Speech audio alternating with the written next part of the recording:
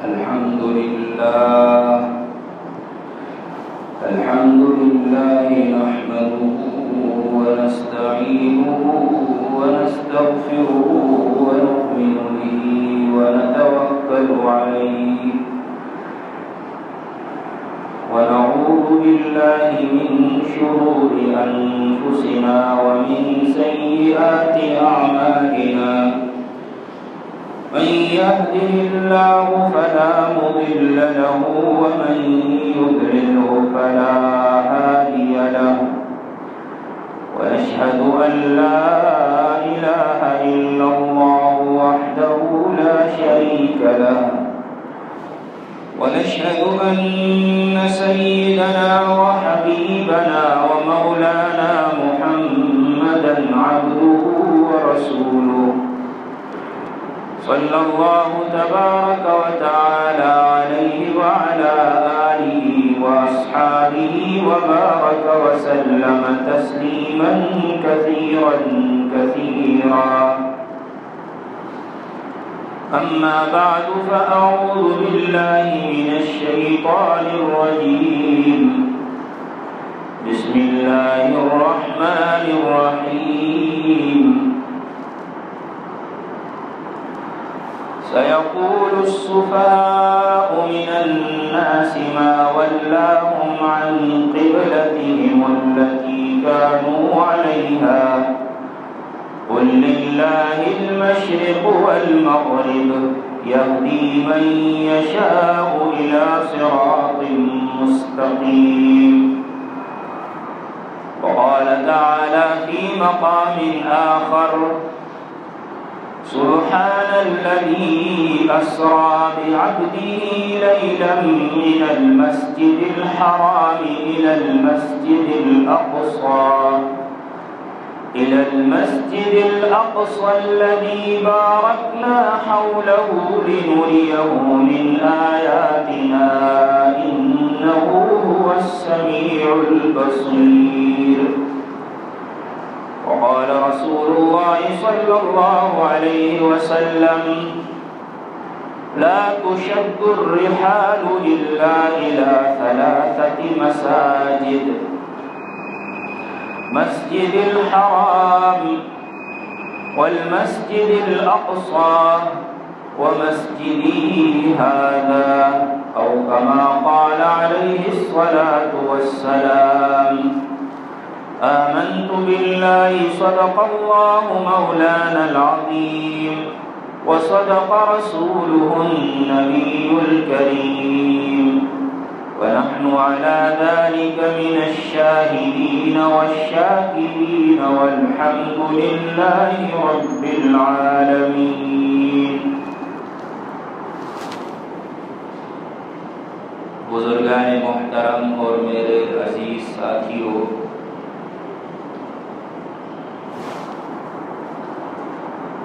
روئے زمین پر سب سے پہلا گھر جو اللہ کی عبادت کے لیے بنایا گیا وہ بیت اللہ اور کعبہ ہے، جس کے بارے میں خود اللہ سبحانہ و تعالی نے فرمایا ان اول بیت وضع للناس للذی ببکۃ مبارکا وہدی للعالمین، یقیناً سب سے پہلا گھر جو لوگوں کے لیے بنایا گیا وہ مکہ میں ہے، جو ہدایت کا ذریعہ ہے اور برکتوں والا ہے، تمام جہان والوں کے لیے اس میں برکتیں اور ہدایت ہے۔ وہ بیت اللہ کی تعمیر کا ذکر قرآن کریم میں بھی صراحتاً آیا ہے اور نبی کریم صلی اللہ علیہ وسلم نے بھی صاف الفاظ میں اس کا ذکر فرمایا ہے۔ جہاں تک مسجد اقصیٰ جس کو بیت المقدس یا بیت المقدس بھی کہتے ہیں اس کا تعلق ہے تو اس کے تعمیر کا ذکر قرآن کریم میں صراحتاً نہیں ہے،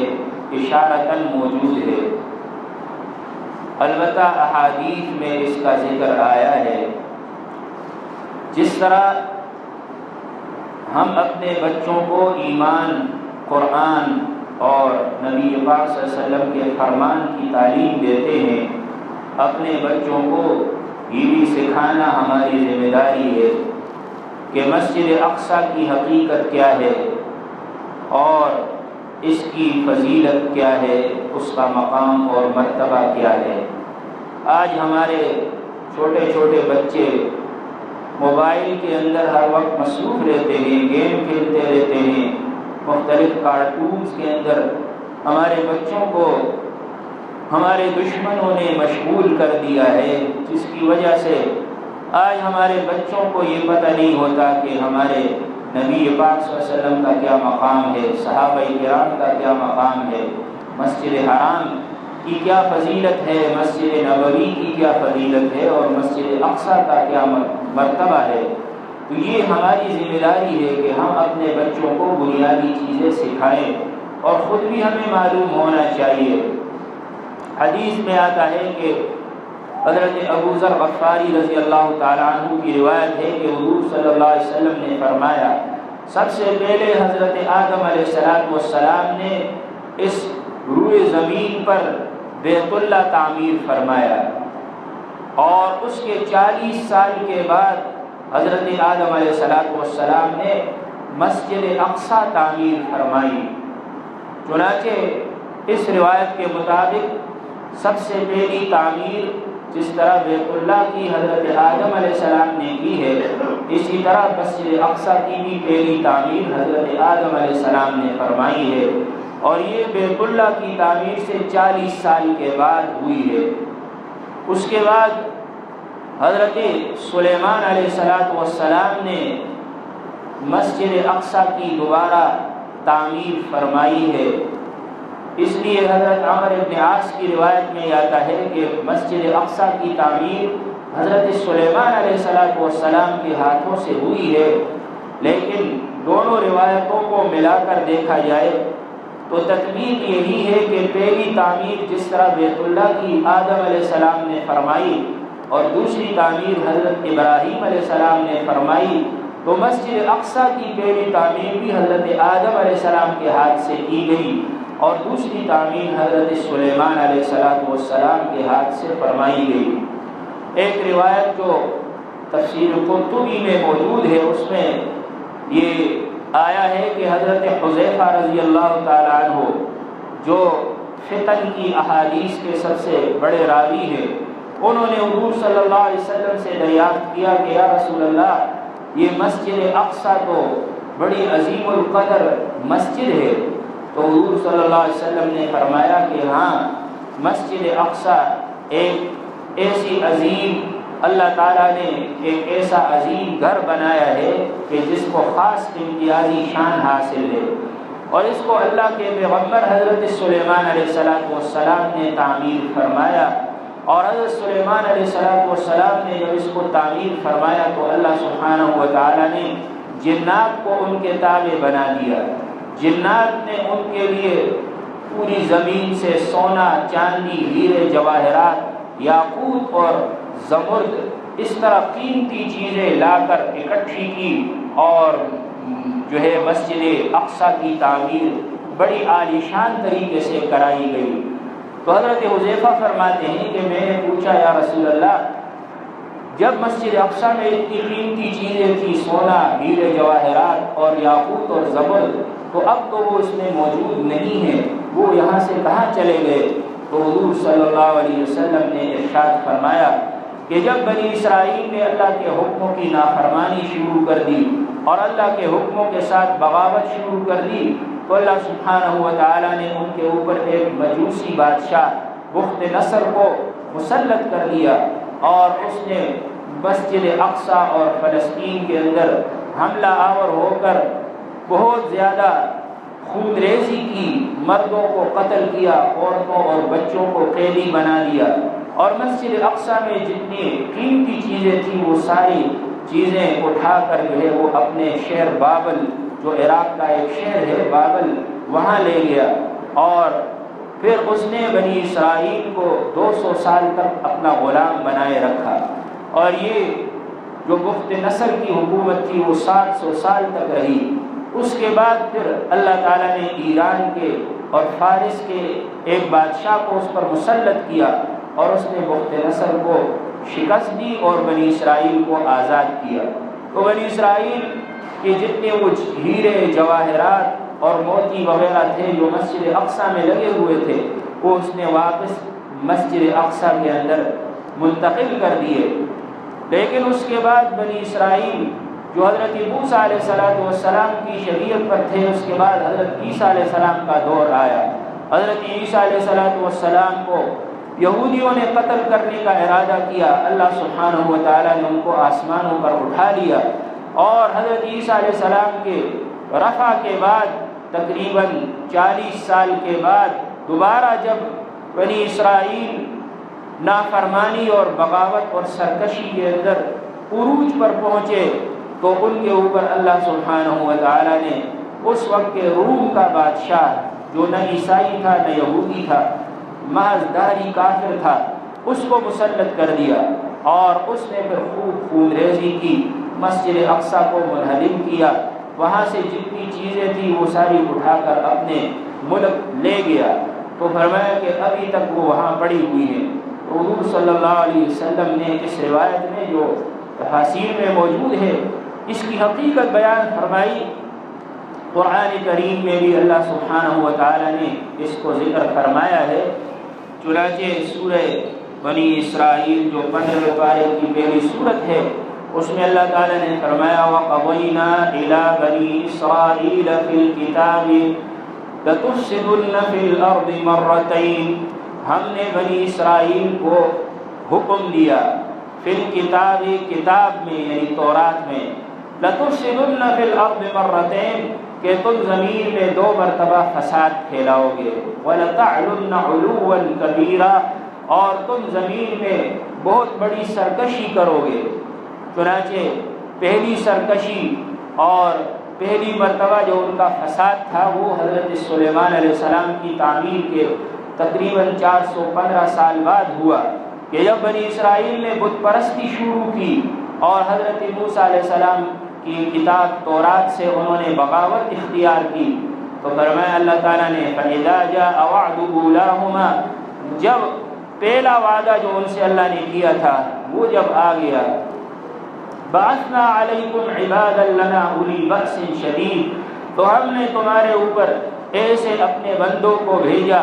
کہ جو سخت لڑائی والے تھے، فَجَاسُوا خِلَالَ الدِّيَارِ اور وہ گھروں کے اندر گھس گئے اور انہوں نے گھروں کے اندر سے عورتوں بچوں کو قتل کیا، خوب خون ریزی کی۔ وَكَانَ وَعْدًا مَفْعُولًا اور اللہ کا وعدہ ہو کر رہتا ہے، پورا ہو کر رہتا ہے۔ اس لیے اللہ سبحانہ و تعالیٰ نے موسیٰ علیہ السلام کی جو شریعت تھی، جو تورات کتاب کی بنیاد پر تھی، دین موسوی سے انحراف اور بغاوت کے نتیجے میں بنی اسرائیل کے اوپر دشمن کو مسلط کر دیا۔ یہ اللہ تعالیٰ کا قانون ہے کہ جب کوئی قوم اپنے وقت کے نبی اور وقت کی کتاب سے بغاوت کرنے میں عروج اور سرکشی کے اوپر پہنچ جاتی ہے تو پھر اللہ کی طرف سے مختلف عذاب ان پر مسلط کیے جاتے ہیں۔ ان میں سے ایک صورت یہ بھی ہے عذاب کی کہ دشمن کو ان پر مسلط کر دیا جاتا ہے، اور اللہ تعالیٰ نے ان کو فرمایا تھا ان احسنتم احسنتم لانفسکم، اگر تم نیکی کا کام کرو گے تو اپنے لیے کرو گے، وَإِنْ أَسَأْتُمْ فَلَهَا اور اگر تم گناہ کرو گے تو وہ بھی تمہاری اپنی جانوں کے اوپر اس کا وبال پڑے گا۔ انسان جب نیکی کرتا ہے اور قوم بحیثیت قوم نیک کام کرتی ہے تو اس کے اچھے اثرات مرتب ہوتے ہیں، اللہ تعالیٰ زمین و آسمان کی برکتیں ان کو عطا فرماتے ہیں، دشمن پر غلبہ عطا فرماتے ہیں۔ لیکن جب بحیثیت قوم ایک قوم نافرمانیوں کے اندر مبتلا ہو جاتی ہے اور اللہ کی بغاوتوں کے اندر وہ ڈوب جاتی ہے تو پھر اللہ کی طرف سے برکتیں کھینچ لی جاتی ہیں اور دشمن کو ان پر مسلط کر دیا جاتا ہے۔ اس لیے فرمایا ان احسنتم احسنتم لانفسکم وان اسأتم فلها فاذا جاء وعد الاخرة ليسوءوا وجوهكم وليدخلوا المسجد كما دخلوه اول مرة وليتبروا ما علوا تتبيرا فرمایا جب دوسرا وعدہ آ گیا جو اللہ کی طرف سے دوسرا وعدہ کیا گیا تھا کہ 2 مرتبہ تم سرکشی کرو گے، فساد پھیلاؤ گے اور اللہ کی طرف سے پھر عذاب آئے گا، تو جب دوسرا وعدہ آیا اور یہ حضرت عیسیٰ علیہ السلام کی آسمان پر اٹھائے جانے کے بعد تقریباً 40 سال کے بعد جب یہودیوں نے اور بنی اسرائیل نے خوب سرکشی کی اور اللہ سبحانہ و تعالیٰ کے احکام کو ٹھکرا دیا، تو پھر روم کے بادشاہ کو ان پر مسلط کر دیا گیا اور اللہ کی طرف سے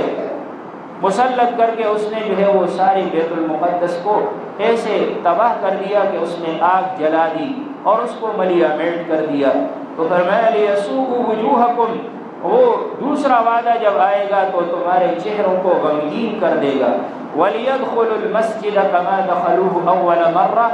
اور تمہارا دشمن مسجد میں ایسے داخل ہوگا جیسے پہلی مرتبہ داخل ہوا تھا، وَلِيُتَبِّرُوا مَا عَلَوْا تَتْبِيرًا، اور وہ ایسی تباہی مچائے گا جیسے کہ اس نے پہلے بھی تباہی مچائی تھی۔ عَسَىٰ رَبُّكُمْ أَن يَرْحَمَكُمْ، فرمایا امید ہے تمہارا رب تمہارے اوپر رحم کر دے گا، یعنی بعد میں اگر اپنی اصلاح کرو گے، اعمال کو درست رکھو گے اور تقوی اور ایمان اور اللہ کے احکام کی اتباع اختیار کرو گے تو اللہ تم پر رحم فرمائیں گے۔ لیکن فرمایا وَإِنْ عُدْتُمْ عُدْنَا، اگر تم دوبارہ لوٹے تو ہم بھی دوبارہ لوٹیں گے۔ یہ ایک بڑا اہم قانون اللہ تعالیٰ نے اس جملے میں ارشاد فرمایا ہے، وَإِنْ عُدْتُمْ عُدْنَا، کہ اگر تم دوبارہ لوٹو گے، یعنی دوبارہ اللہ کے دین سے منحرف ہوگے، اللہ کی کتاب اور نبی پاک صلی اللہ علیہ وسلم کی سنت سے تم منحرف ہوگے تو عدنا، ہم بھی دوبارہ لوٹ جائیں گے، یعنی ہماری طرف سے پھر وہی حالات آئیں گے جو پہلے حالات آ چکے ہیں۔ اس لیے یہ 2 وعدے جو ذکر کیے گئے ہیں قرآن کریم میں، یہ ایک دین موسوی سے انحراف اور بغاوت کی وجہ سے اللہ کے عذاب کا ذکر ہے، اور دوسرا دین عیسوی حضرت عیسیٰ علیہ السلام کا دین، انجیل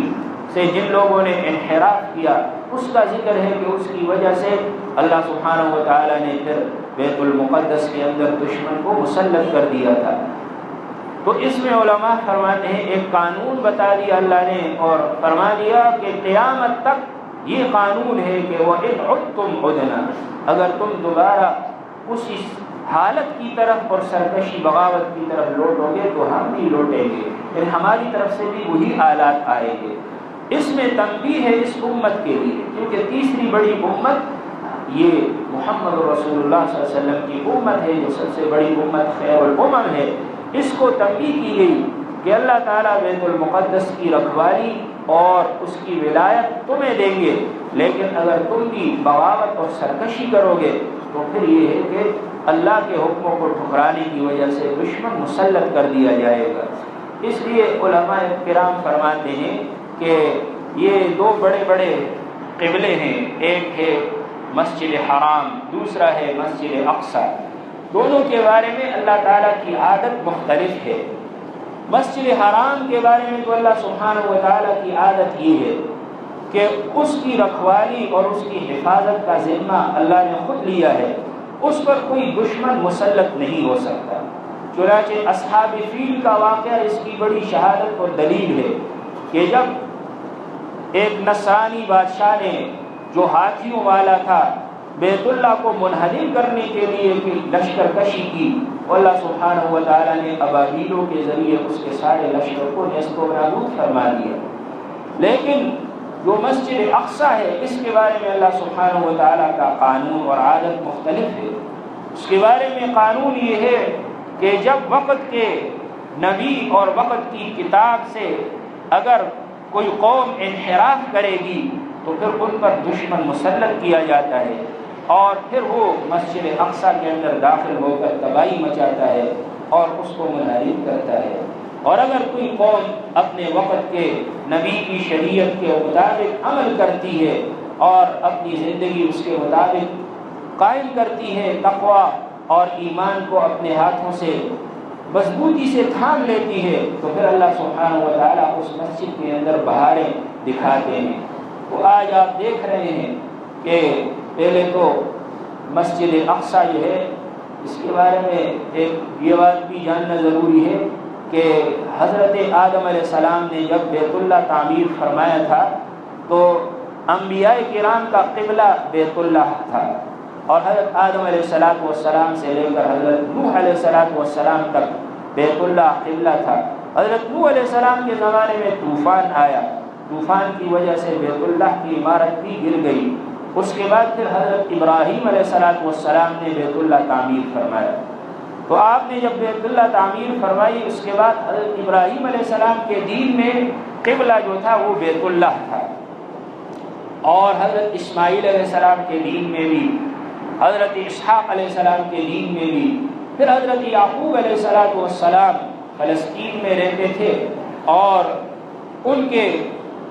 نبوت اور ان کی شریعت میں اللہ تعالیٰ نے حکم دیا کہ مسجد اقصیٰ کو جو ہے وہ قبلہ بنا لیا گیا انبیاء کرام کا، چونکہ وہ انبیاء کا مسکن تھا مسجد اقصیٰ اور فلسطین، اس لیے اس کو جو ہے وہ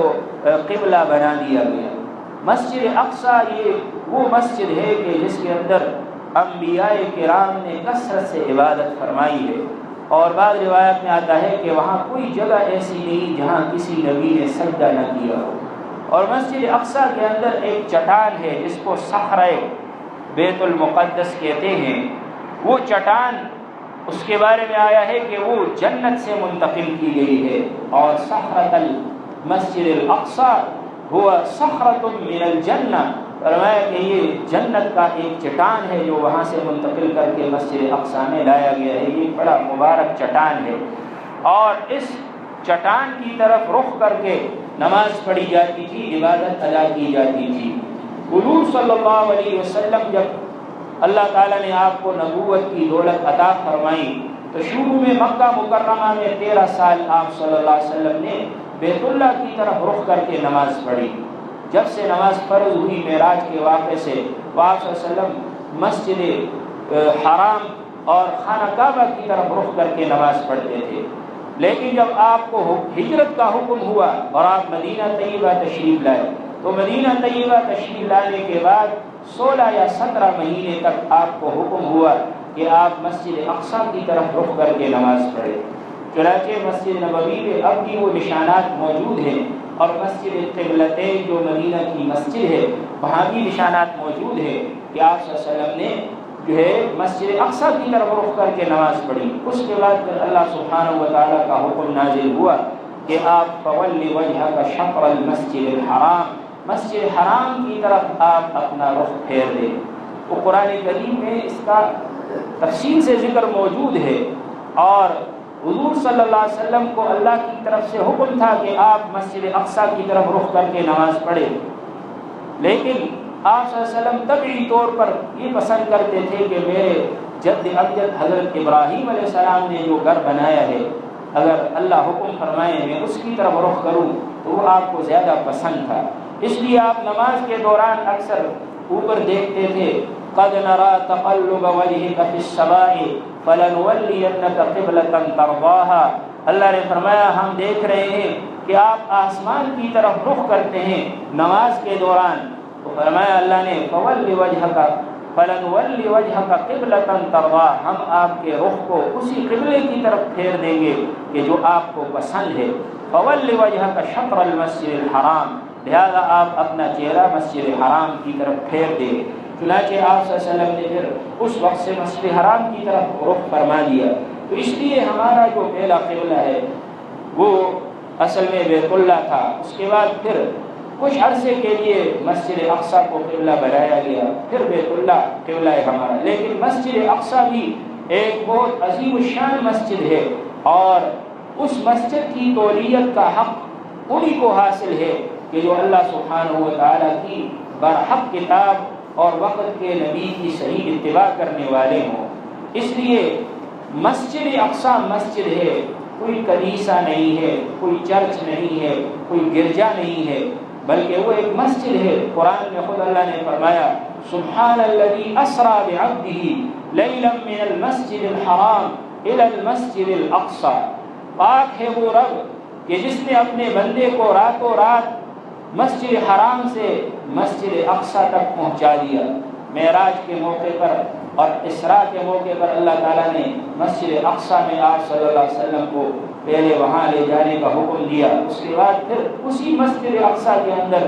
نبی پاک صلی اللہ علیہ وسلم نے واپس آ کر معراج سے واپس آ کر تمام انبیاء کی امامت کرائی، اور بعض روایات کے مطابق فجر کی نماز آپ صلی اللہ علیہ وسلم نے تمام انبیاء کو پڑھائی ہے۔ تو ظاہر ہے کہ جس نبی نے تمام انبیاء کو مسجد کی امامت کرائی تو اصل میں تو اس مسجد کا امام وہی امام الانبیاء ہے، اور اس مسجد کی تولیت کا حق اس امام الانبیاء کی امت کو حاصل ہے، ان لوگوں کو کہ جو اس امام الانبیاء کو مانتے ہیں اور اس امام الانبیاء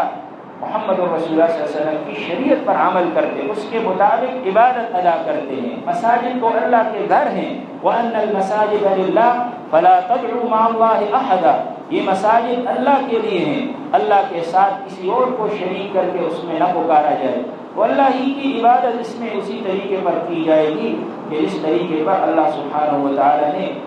اپنے نبی کو حکم فرمایا، اور آخری نبی محمد رسول اللہ صلی اللہ علیہ وسلم جب تشریف لائے تو آپ کی شریعت سے سارے جو ہے وہ دین منسوخ ہو گئے، اب سب کو حکم یہ ہے کہ وہ حضور صلی اللہ علیہ وسلم کی شریعت کو مان لے۔ بہرحال یہ مسجد اقصیٰ جو ہے اس کی فضیلت بہت عظیم ہے۔ حضور صلی اللہ علیہ وسلم ایک مرتبہ جنگ تبوک کے موقع پر بیٹھے ہوئے تھے ایک چمڑے کے خیمے میں، اتنے میں ایک صحابی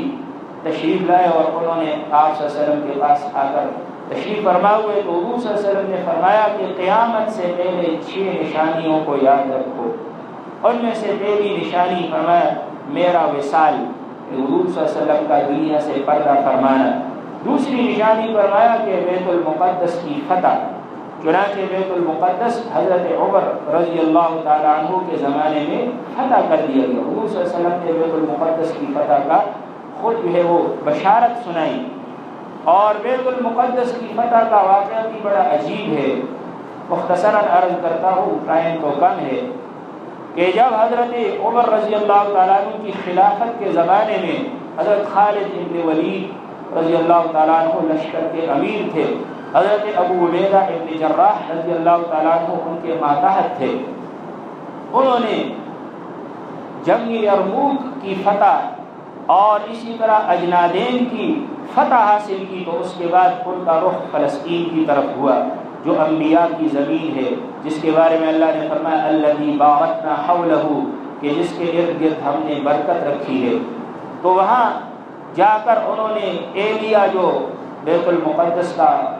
کی بستی ہے اس کا محاصرہ کیا، کئی دن تک یہ محاصرہ جاری رہا، بالآخر پھر بیت المقدس کے اوپر عیسائی راہبوں کا تسلط تھا اور وہ وہاں جو ہے وہ اس کی رکھوالی اور نگرانی کرتے تھے۔ انہوں نے خود پیغام بھجوایا کہ ہم صلح کرتے ہیں تمہارے ساتھ، لیکن صلح کی شرائط طے کرنے کے لیے خلیفۃ المسلمین خود تشریف لائیں گے، ہم ان کے ساتھ صلح کریں گے، کیونکہ ان کی کتابوں میں یہ لکھا ہوا تھا کہ آخری امت محمد رسول اللہ صلی اللہ علیہ وسلم کی امت اس بیت المقدس کو فتح کرے گی، اور ایک خلیفہ اس وقت ہوگا جو اس کو فتح کرے گا، اس کی یہ نشانیاں ہوں گی۔ حضرت عمر رضی اللہ تعالیٰ عنہ مدینہ سے بیت المقدس اونٹ پر سفر کر کے تشریف لائے، آپ کے ساتھ کوئی لشکر نہیں تھا، صرف ایک غلام تھا، بعض روایت میں آتے 2 غلام تھے، اور اونٹ کے سفر میں آپ کے جسم مبارک پر ایسے کپڑے تھے جس میں پیوند لگے ہوئے تھے جگہ جگہ،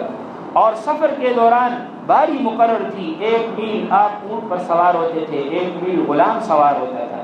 جب بیت المقدس پہنچے تو اس وقت باری غلام کے سوار ہونے کی تھی، غلام سوار ہونے سے انکار کرنے لگا، اور حضرت عمر سے فرمایا کہ لوگ کیا کہیں گے کہ آپ جو ہے وہ نیچے جا رہے ہیں، مہار پکڑے ہوئے ہیں اور میں اوپر ہوں۔ حضرت عمر پہلے تو اونٹ پر تشریف فرما ہوئے، لیکن پھر آپ اتر گئے اور فرمایا کہ اعزنا اللہ تعالی بالاسلام، ہمیں اللہ نے اسلام سے عزت دی ہے، ان سواریوں سے کوئی عزت نہیں بنتی، ان کپڑوں سے کوئی عزت نہیں بنتی، یہ تو عارضی چیزیں ہیں، اصل چیز تو اسلام ہے۔ تو حضرت عمر نیچے جو ہے وہ اتر گئے اور غلام کو بٹھا لیا۔ تو اس حال میں اس بستی میں داخل ہوئے کہ خلیفہ امیر المومنین نیچے اونٹ کا مہار پکڑے ہوئے ہیں اور غلام اوپر بیٹھا ہوا ہے۔ جب ان راہبوں نے دیکھا کہ اونٹ پر تو ایک ایسا آدمی بیٹھا ہے کہ اس کی نشانیاں تو ہمارے کتابوں میں جو نشانیاں لکھی ہیں اس کے مطابق صحیح نہیں بن رہی، تو انہوں نے کہا کہ یہ تو خلیفہ نہیں ہے۔